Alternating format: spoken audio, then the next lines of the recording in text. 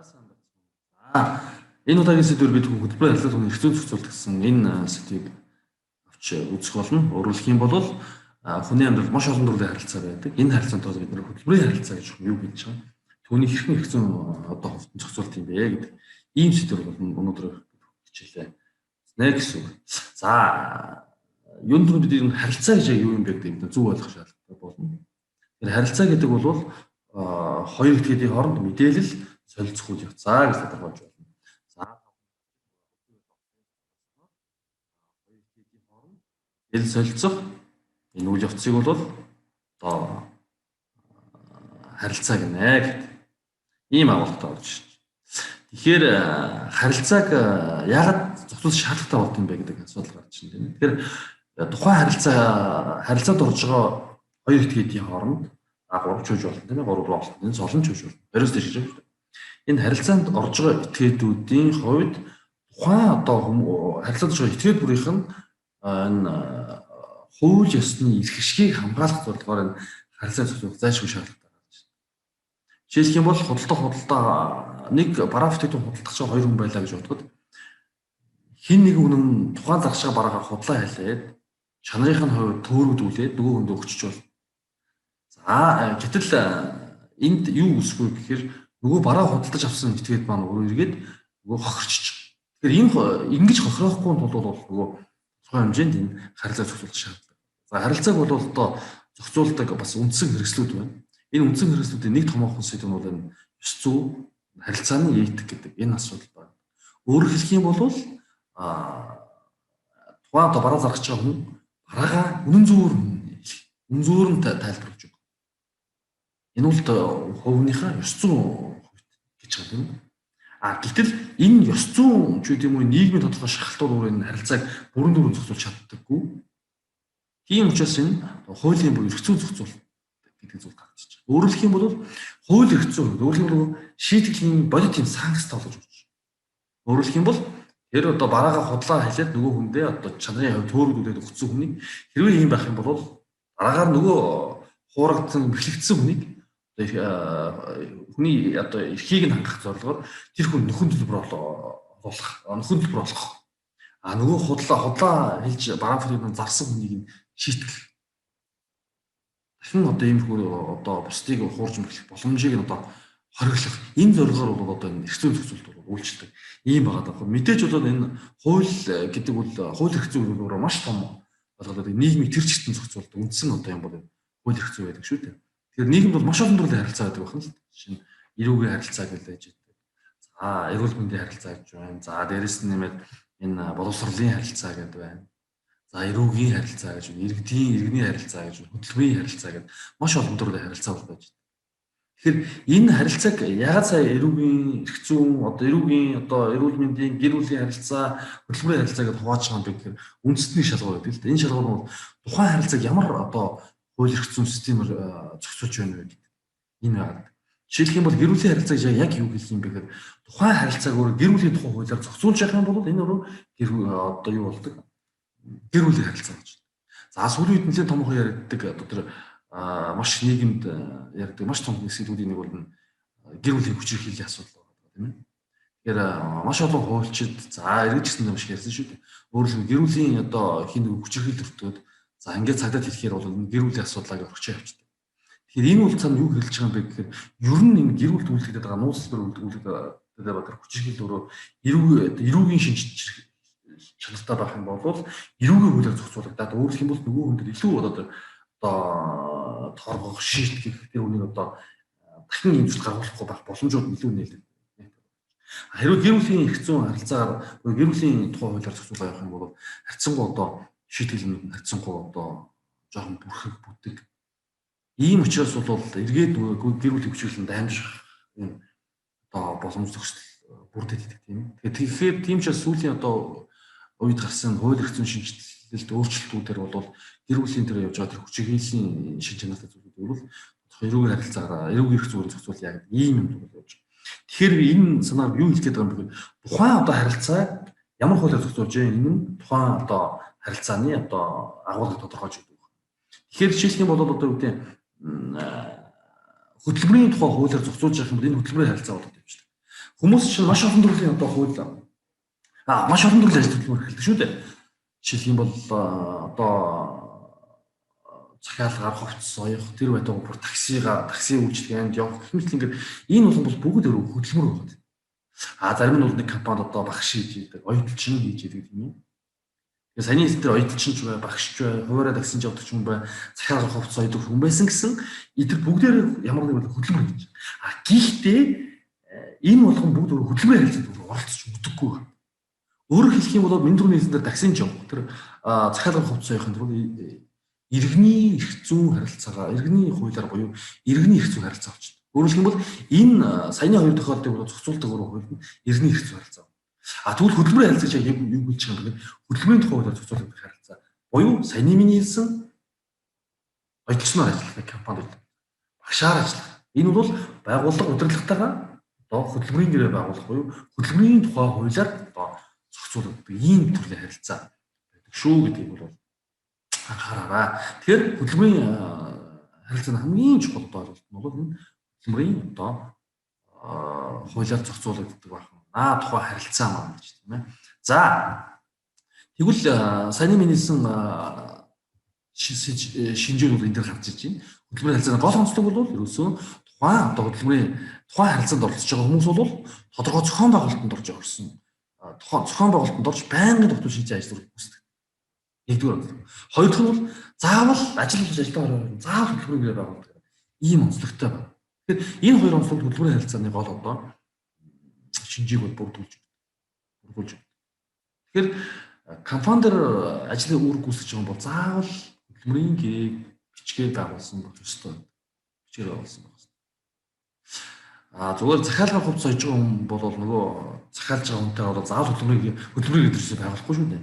Бичгээ болон амаар одоо ажил гүйцэтгэх гэрээ байгуулаад энэ хоёр хүн хооронд ажиллаа зохицуулаад явчихна тийм. Явах ёстой байдаг.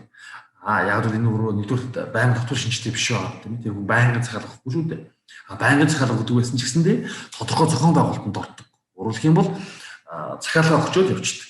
Яаж ажиллаа хийх хэсэг нь бол тэр оюутны асуудал. Хөдөлмөрийн харилцаа буюу тухайн одоо оюутчин нэг компанид харилцаад оюутчин болох юм бол яг хөө тодорхой заавал зохион байгуулалт өглөө хэдэн цагаас ирж ажиллах. Хэдэн цаг ажиллах юм. Сайн цаг нь ямар байх юм. Дарга удирдлага нь ямар хүмүүс вэ? Ямар хүнд удирдах юм гэдэг. Гихмичлэнгээр энэ зохион байгуулалтанд ордог. Тэгээд дээрэс нь тогтмол шинжилгээ ажил үргэлжлүүлж байна. За ингээд ийм байж их юм бол заавал энэ ажил олгогч ажилтан хоёрын хооронд хөдөлмөрийн гэрээ бичгээр байгуулнаа гэсэн юм одоо зүйл залттай байх нь байна. За тэгвэл хэдүүлээ өндөр дараагийн сэдвээр нь бол хөдөлмөрийн гэрээнийхээ тухай авч үзье. Тэгэхээр хөдөлмөрийн харилцааны хамгийн чухал одоо нэг ойлголт нь гэрээ байдаг байна. Тэгэхээр ажилтан ажил олгогч хоёрын хоорондын харилцааг зохицуулах үндсэн одоо хэрэгслүүд нь хөдөлмөрийн гэрээ байна. Хөдөлмөрийн гэрээ байна. Өөрөөр хэлэх юм бол ажилтан одоо ажил олгогч хоёр бол ажлын байран дээр хөдөлмөрийн харилцаанд оролцож. Тэр хөдөлмөрийн харилцааг гол зохицуулдаг энэ эрх зүйн баримт шиг бол хөдөлмөрийн гэр. Хөдөлмөрийн гэрээг бол яг ажлын байранд орж бүх одоо тэр харилцааг зохицуулах юм боломжтой байж ёстой тийм ээ. За энэ мэдээж хөдөлмөрийн гэрээ бол хөдөлмөрийн тухай хуулийн одоо зүйл заалтуудад нийцсэн байж байгаа. Хөдөлмөрийн тухай хуулийг яг байгууллага дээрээ тохируулж наривчлан тодорхойлж заасан одоо хамгийн одоо наривчлан тодорхойлсон энэ бичгээр хөдөлмөрийн гэрээ байна. Тэгэхээр энэ гэрээ бол заавал хөдөлмөрийн тухай хуулиндаа нийцэж байх ёстой байна. Хэрвээ тухайн гэрээ хөдөлмөрийн тухай хуулийг зөрчсөн ямар нэгэн зүйл залттай байх юм бол тухайн гэрээ бүрэн болон хэсэгчсэн байдлаар хүчин төгөлдөр ийм байгаа байна. За хэсэгчсэн байдлаар хүчин төгөлдөр босуулна юу гэж юм бэ гэхээр тухайн хуулийг зөрчсөн хэсэг нь бол өөрөө хүчингүй болоо. Бүрэн одоо хүчин төгөлдөр туслах гэдэг нь юу гэж юм бэ гэхээр тухайн гэрээ бүхэлд нь одоо хүчингүй болгож байгаа. Өөрөлдөх юм бол гэрээний нэг маш том чухал нөхцөл нь одоо энэ хуулийг зөрчсөн байх юм бол энэ гэрээ бүхэлдээ хүчин төгөлдөр болоод байдаг байна гэж. За тэгвэл хөдөлмөрийн гэрээг гэж яг юу гэж байгаа вэ гэдэг товчхон одоо энэ тодорхойлолтыг харъя. За хөдөлмөрийн гэрээ гэдэг бол нэг талаас ажилтан ажил олгогчоос хуульд нийцүүлэн тогтоосон хөдөлмөрийн дотоод журмын дагуу тодорхой ажил гүйцэтгэх. Нөгөө талаас ажил олгогч нь ажилтнанд хөдөлмөрийн үр дүнд тохирсон хөлс орох. Хууль тогтоомжуулан хамтын гэрээ хэлэлцээр заасан хөдөлмөрийн нөхцөл хангах тухай харилцан үүрэг хүлээсэн тохиролцоог бол хөдөлмөрийн гэрээ гэсэн. Тэгэхээр хэлээсээ бидний болж байгаа хөдөлмөрийн гэрээ бол хоёр талын харилцан үүрэг хүлээсэн. Ийм тохиролцоо бол байдаг байна. Энэ тохиролцоо нь түрүүний хэлсэн хөдөлмөрийн тухай хуультай бол нийцсэн байх хэрэгтэй байдаг байна гэж. За, аливаа гэрээ бол одоо зүйл залтууд буюу нөхцөлтэй гэж хэлдэг. Нөхцөлтэй байдаг. Тэгэхээр аливаа гэрээд бол нэгдүгürt нь гол нөхцөл гэж үүж байна. Хоёрдугürt нь бусад нөхцөл гэж үүж байна. Гол нөхцөл гэдэг бол тухайн гэрээний амин сүнс. Өөрөөр хэлбэл гол нөхцөл бол тухайн гэрээ заавал тусч өгөх ёстой зүйл нөхцөл гэдэг. Бусад нөхцөл бол заавал бол шаардлагагүй. Шаардлагатай бол энэ бусад нөхцлүүдээс тусгаж өгдөг, шаардлагагүй тохиолдолд тусгаадаггүй ийм байж болдог байна. Тэгэхээр гол нөхцөл бол заавал тусгадаг. Тэгэхээр хөдөлмөрийн гэрээд бол дараах гол нөхцөл, дөрвөн гол нөхцөл байж байна. Нэгдүгürt нь бол тухайн албан тушаалын нэр гэж байна. Ямар албан тушаалтай, хөдөлмөрийн гэрээ нь ямар албан тушаал байгаа юм бэ гэдэг нь байж байгаа гэсэн. За, хоёрт нь бол тухайн ажлын байрны тодорхойлолтон заасан ажил гэдэг. Өөрөөр хэлбэл энэ ажлын байранд юу хийх юм бэ гэдэг нь хөдөлмөрийн гэрээнд чинь байж байгаа юм. Яг ямар ажил үйлчлэх юм бэ гэдэг нь байж байгаа юм. За, гуравт нь бол үндсэн цалин буюу албан тушаалын цалингийн хэмжээ байж байгаа юм. Албан тушаалын цалингийн хэмжээ байх юм. Дөрөвт нь бол хөдөлмөрийн нөхцөл байж байгаа юм. За, хөдөлмөрийн нөхцөлд очихоо таадад дурдж өгөхөд хөдөлмөрийн нөхцөлийг бол хэвийн болон хэвийн бус гэсэн юм хоёр үндсэн ангиллаар байдаг тийм ээ. За, хэвийн бусыг бол бид нэр хортой, аюултай гэдэг хоёр ангилдаг шүү дээ. За, ингээд цаашаа бол ингээд хөдөлмөр хортой аюултай нөхцөл задраа байдаг. За, энэ дөрвөн нөхцөлийг бол ингээд заавал одоо яах вэ? Тодорхойлж зааж одоо хөдөлмөрийн гэрээ заавал тусах хэрэгтэй. Хэрвээ энэ дөрвийн аль нэг нь өөрөө байхгүй юм уу? Одоо хуулийг зөрчсөн байдалтай байж байгаа юм бол энэ гэрээ өөрөө хүчин төгөлөх гэсэн байна гэсэн. За, бусад нөхцөл. Бусад нөхцөл бол гаргах гэрээ юм шүү дээ. Нэгдүгээр нь ажил олгогчийн эрх үүрэг гэж байна. Ажил олгогчны ямар эрхтэй, ямар үүрэгтэй. Нөгөөх нь ажилтны эрх үүрэг гэж байна. Ажилтан ямар эрхтэй, ямар үүрэгтэй. За, нөгөөх нь амралт. Ажил амралтын тий, ил амралтын ямар ажил амралтын цаг нь өөрөө ямар байх юм бэ гэдэг. За, дараагийн нэмэгдэл хөлс нь өөрөө ямар байх юм. Эдгэрэнгийн хариуцлага нь ямар байх юм. Хөдөлмөрийн сахилга сахилгын хариуцлага нь ямар байх юм бэ. Гэх мэтчлэнгийн байж болов. За, дээрэс нэмээд мэдээж тухайн ажил олгогч ажилтан хоёр тохиролцоонос хамаарат ямар одоо байдлаар нөхцлүүд оруулж болох вэ гэж бол бас тохиролцоо хийж болно гэсэн. За, тэгэхээр танаа хийсэн танаа компани чинь одоо бичсэн энэ хөдөлмөрийн боловсруулсан хөдөлмөрийн гэрээ бол энэ нөхцлүүдийг зайлшгүй тусгасан байх ёстой байдаг байна. За, хөдөлмөрийн гэрээ хэрхэн байгуулдаг юм бэ гэж. За, хөдөлмөрийн гэрээг бол ажил олгогч ажилтан хоёр харилцан тохиролцсон замаар байгуулна. За, ажилтан ер нь ийм ойлголт байдаг л. Компани нэг хөдөлмөрийн гэрээний загвар уулсан. Тэгээ тэрэн дээр ажилтан гар иш оруулаад байдаг. Ер нь бол ажилтан өөрөө энэ тухайн гэрээн дээр одоо зайлшгүй би ийм зүйлийг тусгамаар байна. Би ингэмээр байна гэсэн нэмэлт нөхцөл бол зайлшгүй оруулах одоо ийм боломж бол байдаг байна. Ийм бол эрхтэй байдаг байна. За, ингээд хөдөлмөрийн гэрээг байгуулсны дараа бол одоо тухайн ажилтнанд ажил авсан тухай тушаа шийдвэр гаргаа явуулдаг. Өөрөөр хэлэх юм бол тухайн хүнийг ажилд орсон гэдгийг нотолж байгаа хамгийн том бичиг баримт бол энэ хөдөлмөрийн гэрээ байна. За, манайхад нэг ийм алдаа гараад хөдөлмөрийн гэрээг хийхгүй нөгөө хүн ажилтнанд оруулцдаг. Тэгээд эхлээд тушаал мартчихдаг ажил авсгүй. Дараа нь хөдөлмөрийн гэрээ байгуулад энэ зөрчлөл бол бас нийтлэг бол ажиглагддаг шүү. Тэгээд ийм учраас бол та бүхэн хамгийн гол нь анхаарах зүйл нь эхлээд хөдөлмөрийн гэрээ байгуулсан. Хөдөлмөрийн гэрээг үндэслээд тушаална. Ажилд авах тушаална шүү гэдгийг бол анхаараарай. За, хөдөлмөрийн гэрээний хугацаа. Тэгэхээр аливаа гэрээ бол хугацаатай бол байдаг тийм ээ. За, хөдөлмөрийн гэрээний хувьд бол дараах хугацаатай байдаг. Нэгдүгээр нь тодорхой хугацаагаар байгуулсан хөдөлмөрийн гэрээ гэж байдаг. Тодорхой хугацаагаар байгуулсан. Тодорхой хугацаагаар гэдэг нь чинь юу гэж юм бэ гэхээр тэдэн сараас тэдэн сарын хооронд эсвэл тодорхой одоо энд одоо төсөл байж болно тийм ээ. 2 жилийн хугацаа. Тэгвэл энэ төсөл дуусахад энэ хөдөлмөрийн гэрээ бол дуусмаа ч гэдэг юм ингээд хугацаагаар болон үйл явдлаар хугацааг тодорхойлсон ийм хөдөлмөрийн гэрээ бол байдаг. Хоёрдугаар тодорхой бус хугацаагаар буюу ямар нэгэн хугацаа заахгүйгээр байгуулсан хөдөлмөрийн гэрээ гэж байна. За хөдөлмөрийн тухай уулзааснаар бол байнгын ажлын байран дээр ажиллаж байгаа хүн дээр тодорхой бус хугацаагаар буюу хугацаагүй хөдөлмөрийн гэрээ байгуулах ёстой байдаг шүү гэдэг юу анхаараарай. Өөрөөр хэлэх юм бол жишээ нь хин нэг одоо би жишээ нь нэг компанид багшаар ажилд орлоо гэж бодоход надад хугацаагүй хөдөлмөрийн гэрээ байгуулах гэсэн.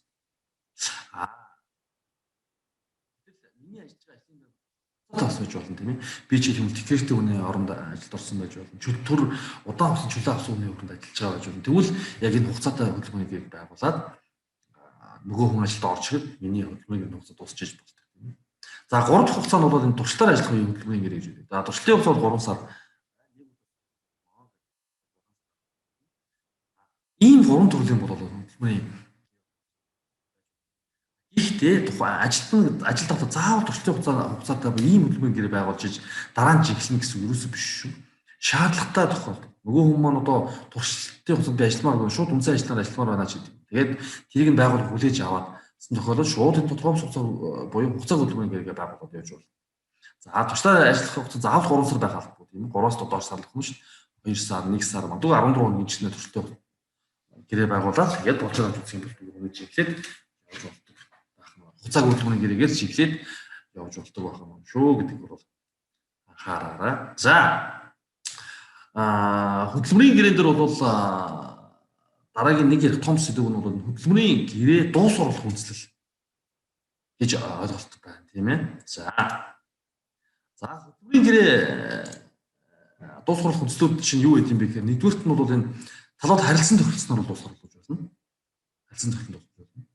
За хоёрт нь бол ажил олгож иргэн эсвэл ажилтны асуурсан тохиолдолд хөдөлмөрийн гэрээ дуус оруулна. За гуравт нь бол хөдөлмөрийн гэрээний хугацаа дуусаад цааш сунгахгүй болсон тохиолдолд хөдөлмөрийн гэрээ дуус оруулна. За үйл тогтоомж заасан эрхвээ байгуулах шаардсан бас байж болно. За дараа нь ажлаас буруу халагдсан ажилтан урддах ажил эргүүлэн тогтоосон тохиолдолд хөдөлмөрийн гэрээ дуус оруулна. За ажилтны сэргийн одоо жинхэнэ албанд татагдсан тохиолдолд дуус оруулна. За нөгөө нэг юу гэдэг зүүцүүлж хааж байгаа тохиолдолд ч гэдэг юм уу иймэрхүү байдлаар биеэр зэргийн албан хаагах тохиолдолд бол энэ хамаарахгүй. Яг биеэр зэргийн жинхэнэ албанд татагдсан тохиолдолд бол хөдөлмөрийн дуус оруулна. За ажилтны гэмт хэрэг гүйцэтгэхийн улмаас ажил үргээ үргэлжлүүлэн гүйцэтгэх боломжгүй ял оногдуулсан шүүхийн таслан шийдвэрлэх тогтоол хүчин төгөлдөр болсон тохиолдолд суруулна. Өөрөөр хэлбэл тухайн ажилтан ямар нэгэн байдлаар ял аваад хоригдсон тохиолдол гэсэн тийм ээ. За ингээд хөдөлмөрийн гэрээг ажилтан буюу ажил олгогчийн аль нэгнийх санаачлагаар туслах зэрэг бол орно гэсэн. За ажилтан бол өөр юу санах вэ? Би ажлаасаа чөлөөлөгдмөр байна гэдэг ажлаас чөлөөлөх хүсэлтэй 30 хоногийн өмнө гаргаад тэгээд 30 хоногийн дараа хөдөлмөрийн гэрээ нь автомат туслагдаад байна. За ажил олгогч бас нөгөө хөдөлмөрийнхөө дотоод журмын заасан дүрм журмыг зөрчсөн тохиолдол тийм ээ. Жишээлх юм бол ажлын байран дээр арх тамхи хэрэгэлсэн, сувтуурлах, мансуурлах бодис хэрэгэлсэн тохиолдол ажлаас чөлөөлнө гэдэг хөдөлмөрийн дотоод журам болон энэ хөдөлмөрийн гэрээ дээр заасан тохиолдол бол ажил олгогчийн санаачлагаар ажилтны хөдөлмөрийн гэрээг бол тусаж болдог ахнаа гэж. За энэ ийм одоо зүйл залтууд бол бий. За мэдээж байгууллага өдрөнд миний хэлсэн хөдөлмөрийн гэрээ болон юуныхаа хөдөлмөрийн дотоод журамд бол хөдөлмөрийн судлах буюу дуус оруулах үндэслэлүүдээ бол тодорхой тусгаж өгөх шаардлагатай байдаг бөгөөд энэ одоо тусгаж өгөх үйл явц бол хуульд нийцсэн байх ёстой гэсэн үг байна тийм ээ. За дараагийн зүйл контракт.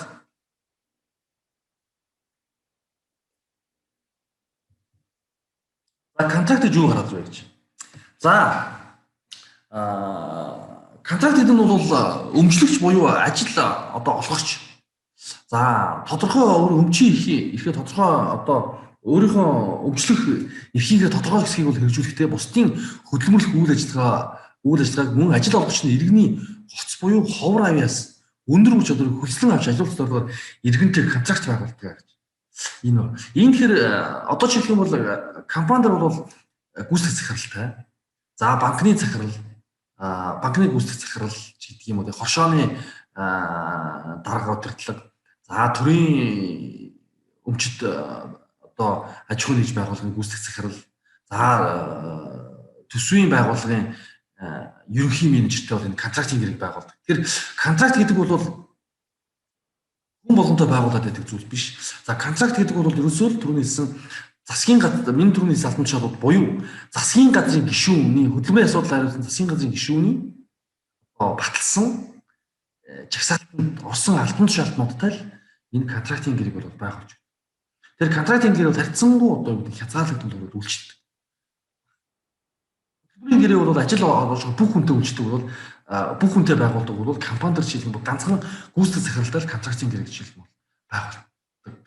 Ихэнх тохиолдолд байгуулдаг. За яг хуу компани бол одоо өөрсдийнхөө үйл ажиллагааны хүрээд бол бас өөр алтан шалтнууд бол контрактын гэрээ байгуулж болдог. Гэхдээ тех шаардлага бол харьцангуй бага гардаг. Нийт ажилтнууд бол хөдөлмөрийн гэрээгээ байгуулад зөвхөн гүйцэтгэх захиралтай компани ажиллах бол компани эзэг бол контрактын гэрээ байгуулж байна. Ийм байгаа байна. За хэдүүлэн дээр контрактын гэрээ хөдөлмөрийн гэрээ хоёрын ялгаа ер нь ягаад контрактын гэрээ гэдэг юм бэ? Ягаад контрактын гэрээ гол онцлог нь хөдөлмөрийн гэрээний гол онцлог нь гэдэг энэ хүснэгтэн дээр тайлбарлал илүү үр дүнтэй бөгөөд илүү та бүхэнд ойлгомжтой болно. За хөдөлмөрийн гэрээний тохиролцох гол зүйл нь иргэний ердийн ажиллах хүч. Ердийн ажиллах хүч.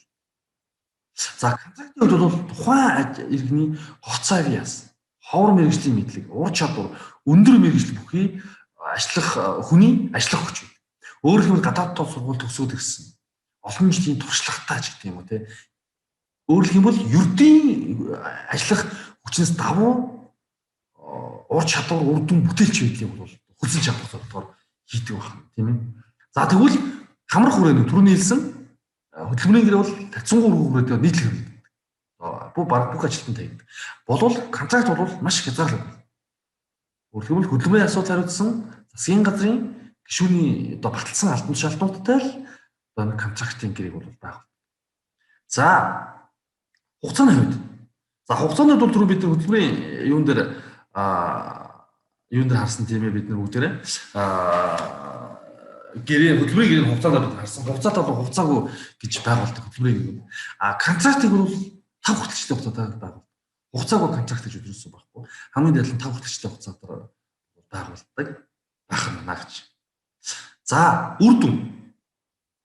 За хөдөлмөрийн гэрээн дээр бол ер нь энэ хөдөлмөрийн гэрээний үр дүнг бол дүгнэх шаардлагагүй тэрнч тийм ач холбогдолтой биш байна. Өөрөөр хэлэх юм бол хөдөлмөрийн гэрээн дээр ямар нэгэн ажлын үр дүнг үзэж бичиж өгдөг. Хийх ажлыг нь бичиж өгдөг. Харин хийх ажил үргээ гүйцэтгэгээгүй байх юм бол тухайн ажил үргээ хангалтгүй гүйцэтгсэн гэдэг одоо бас туслах нөхцөл байж болдог.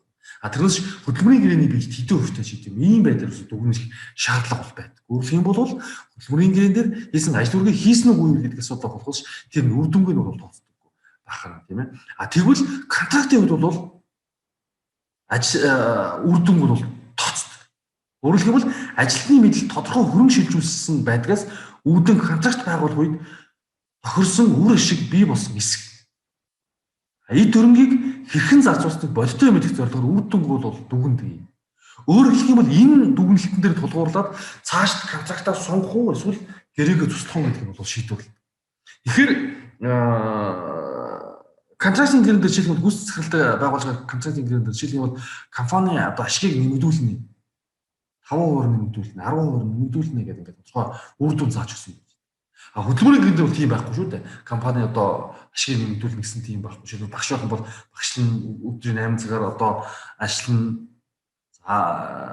Тэгээд нөгөө хичээлийн материал конструктэд бэлтэн гэл ингээл байж байгаа. Хийх ажлын бол тохиролцдог. Тэгвэл контрактанд бол үр дүнгээр тохиролцдог. Саний хэлсэн захирал 20% одоо ашиг нэмэгдүүлнэ. Зарлыг хэдийгээр бууруулна. Гэт ингэж бол авч үздэг байх юм тийм ээ. За төсвийн байгууллагын жишээлбэл байгууллага жишээлх юм бол 10 жилийн сургуулийн захиралтай бол ашиг олно гэхээс гэж биш харин тодорхой зарлыг бууруулна. Жийдэг юм уу. Иймэрхүү байдлаар бол одоо тохиролцдог байх юм аа гэж. За ийм байдлаар бол ингэж контрактын гэрээг бол байгуулдаг. Хөдөлмөрийн гэрээг мөн түрүүний хэлсэн төс байдлаар байгуулдаг. Тэгэхээр өнөөдрийн бидний сэдвэр бол хөдөлмөрийн гэрээний одоо хөдөлмөрийн тухай одоо хуулиар хөдөлмөрийн гэрээг хэрхэн зохицуулсан байдгийг, ажил олгогч хөдөлмөрийн гэрээг хэрхэн байгуулдгийг, за ямар хүнтэй контрактын гэрээг байгуулдгийг, ямар тохиолдолд хөдөлмөрийн гэрээг цуцлаж болдог юм бэ гэж гэдэг энэ сэдвүүдээр бол ярилцлаа. За ингээд дараагийн хичээлээр уулзлаа.